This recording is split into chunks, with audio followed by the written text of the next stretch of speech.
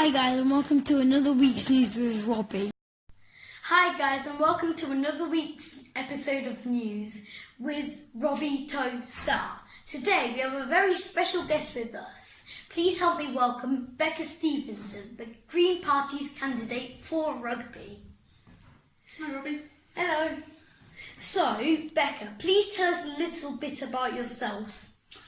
So I grow organic vegetables for a living, and I do that on a community farm that's halfway between Rugby and Coventry, and I've got a little dog called Poppy, and I moved to Rugby nearly 2 years ago.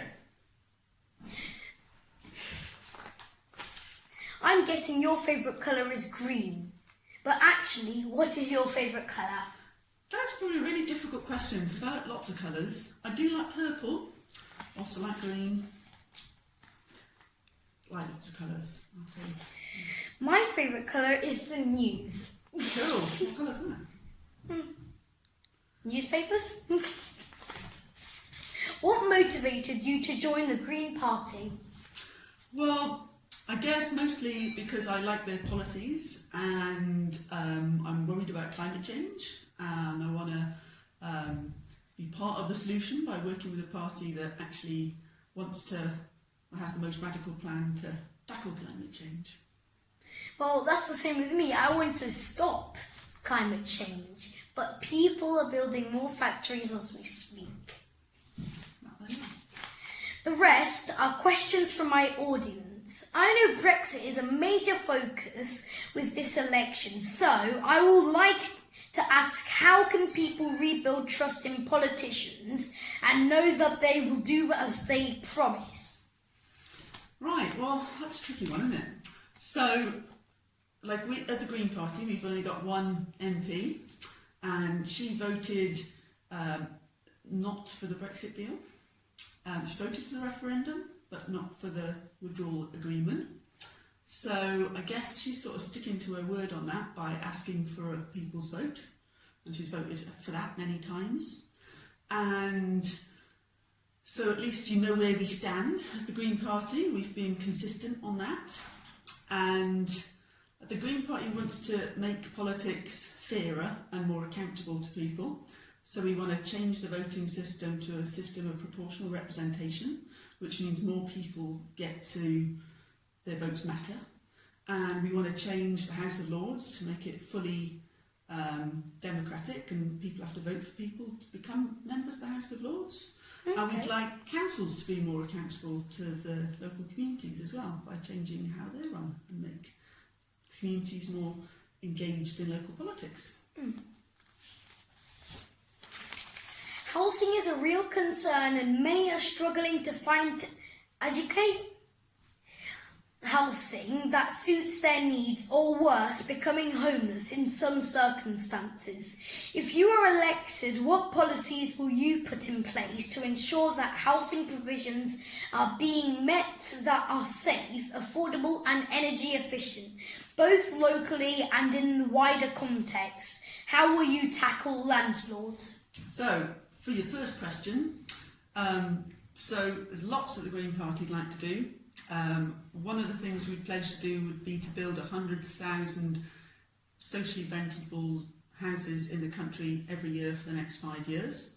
And those could be on lifetime tenancies, and we would get rid of people's ability to buy council houses off the council, because that depletes the council stock and then there's less places available to give people homes who need them.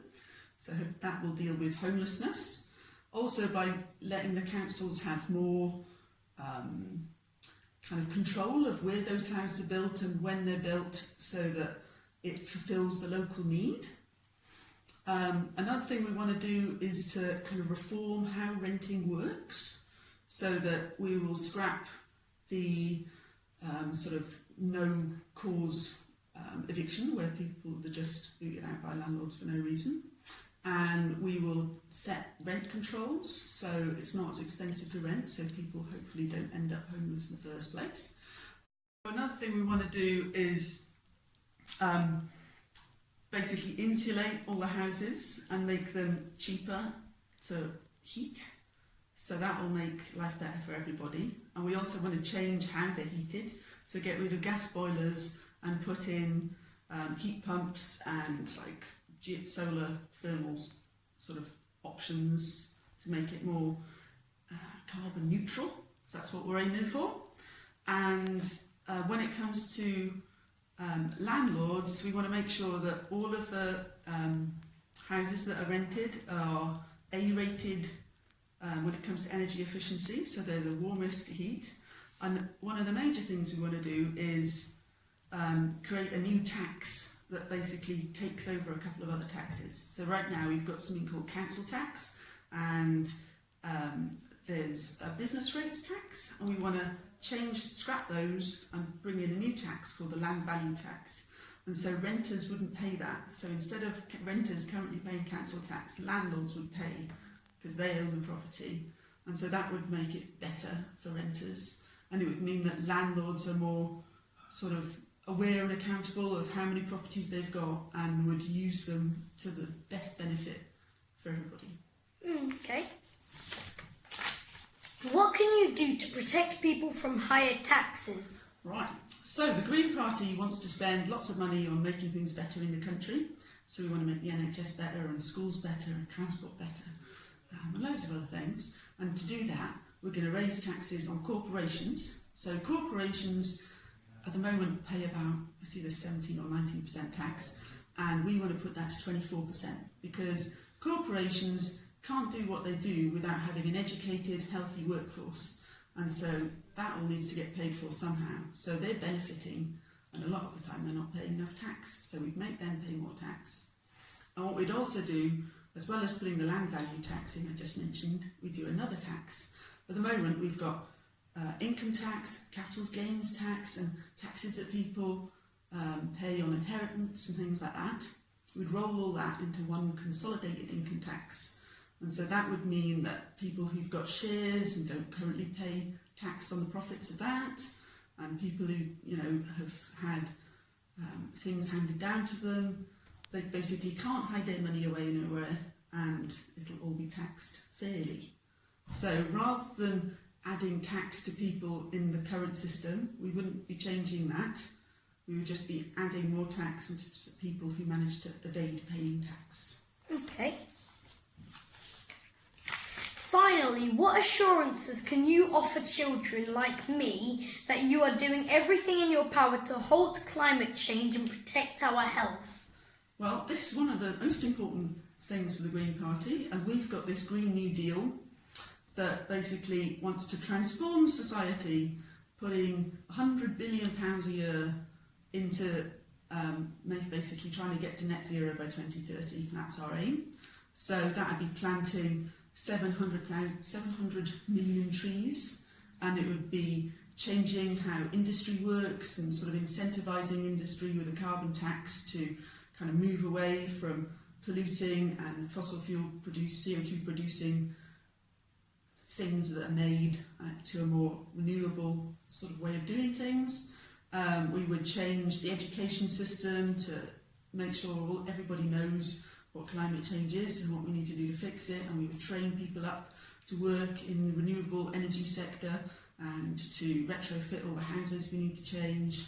And so we'd be working within the energy sector to kind of get rid of all oil and gas and coal and run everything on renewables, and like get the tidal lagoon in Swansea happening and get all this other amazing offshore wind and things like that happening.